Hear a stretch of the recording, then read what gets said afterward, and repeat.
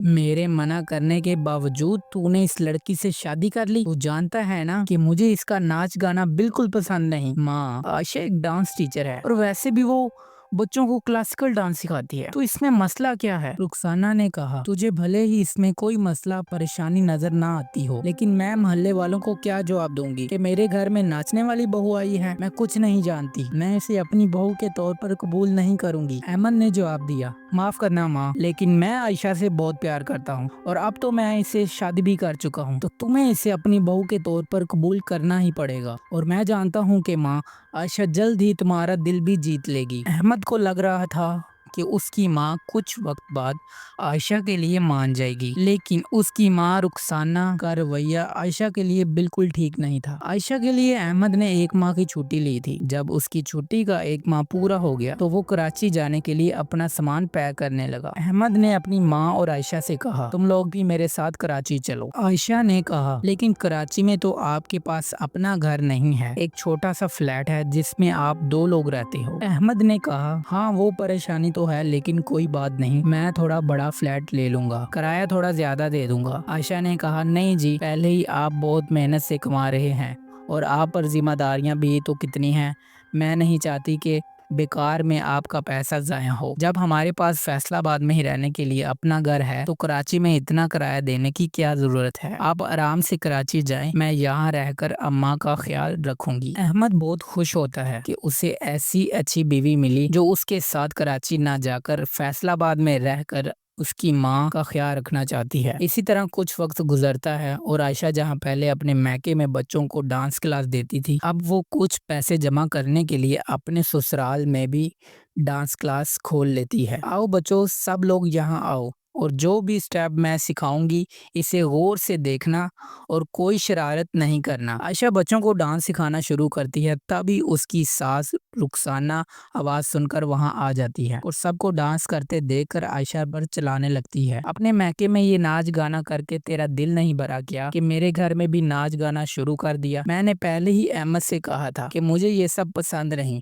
یہ جاننے کے باوجود تو یہاں رہ کر ناچ گانا کیوں کر رہی ہے؟ ماں، عائشہ نے کہا، یہ میرے کچھ پرانے طالب علم ہیں اور ان کا ڈانس مقابلہ ہے، اس لیے انہوں نے مجھ سے درخواست کی ہے کہ میں انہیں کلاسز دوں، وہ سب جو بھی ہو، لیکن میرے گھر میں یہ سب نہیں چلے گا۔ رخسانہ نے غصے سے کہا، کیسی بہو ڈھونڈ کر لایا ہے یہ لڑکا؟ پورے محلے میں میرا مذاق بنوا کر رکھ دیا ہے، سب کہتے ہیں کہ گھر میں ناچنے والی بہو لے آئی ہے۔ معاف کیجیے گا ماں کہ میری وجہ سے آپ کو اتنا کچھ سننا پڑ رہا ہے، لیکن میں بچوں کے ڈانس مقابلے کے بعد ڈانس سکھانا بند کر دوں گی، بس ایک بار ان کا مقابلہ ہو جانے دیجیے۔ رخسانہ غصے میں وہاں سے چلی جاتی ہے اور عائشہ بچوں کو مقابلے کے لیے ڈانس سکھاتی ہے۔ کچھ دنوں بعد بچوں کا ڈانس مقابلہ تھا، اس لیے وہ عائشہ سے مقابلے میں جانے کے لیے ضد کرنے لگتے ہیں۔ عائشہ اپنی ساس سے مقابلے میں جانے کی اجازت مانگنے جاتی ہے، لیکن وہاں رخسانہ نہیں تھی اور بچوں کو مقابلے کے لیے دیر ہو رہی تھی، اس لیے وہ پڑوسن کی ایک خالہ کو یہ کہہ کر چلی جاتی ہے کہ وہ بچوں کے ساتھ مقابلے میں جا رہی ہے۔ تھوڑی دیر بعد جب رخسانہ گھر آتی ہے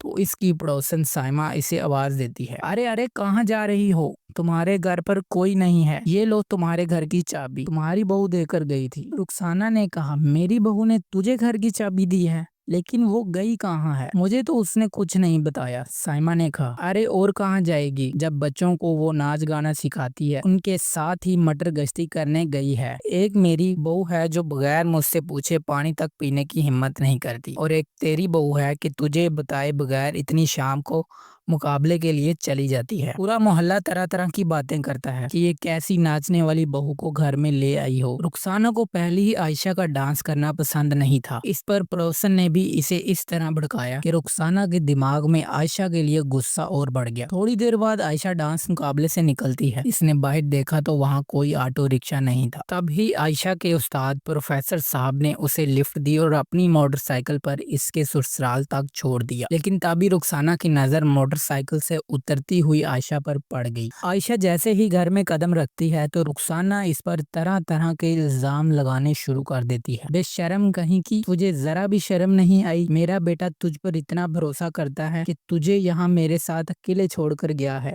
اور تم اس کے پیچھے سے عیاشیاں کر رہی ہے۔ وہ کون آدمی تھا جو تجھے موٹر سائیکل پر چھوڑنے آیا تھا؟ ماں، آپ کو کوئی غلط فہمی ہو رہی ہے۔ بچوں کے ڈانس مقابلے کے بعد مجھے کوئی آٹو رکشا نہیں مل رہا تھا تو میرے استاد نے مجھے گھر تک چھوڑ دیا۔ عائشہ اپنی ساس کو سمجھانے کی بہت کوشش کرتی ہے لیکن رخسانہ اس کی کوئی بات نہیں سنتی۔ اگلے دن وہ غصے میں عائشہ سے بات نہیں کرتی اور کچھ پڑوسیوں نے بھی عائشہ کو اس کے استاد کی موٹر سائیکل سے اترتے ہوئے دیکھ لیا تھا تو وہ سب بھی اس کے بارے میں طرح طرح کی باتیں کر رہے تھے۔ جہاں رخسانہ کو اپنی بہو پر بھروسہ کر کے اس کا ساتھ دینا چاہیے تھا، وہیں پڑوسیوں کی باتیں سن کر وہ اور آگ بگولا ہو گئی۔ اگر اب اسے ٹھکانے نہیں لگایا تو کل کو اس کی وجہ سے محلے میں میرا جینا دشوار ہو جائے گا۔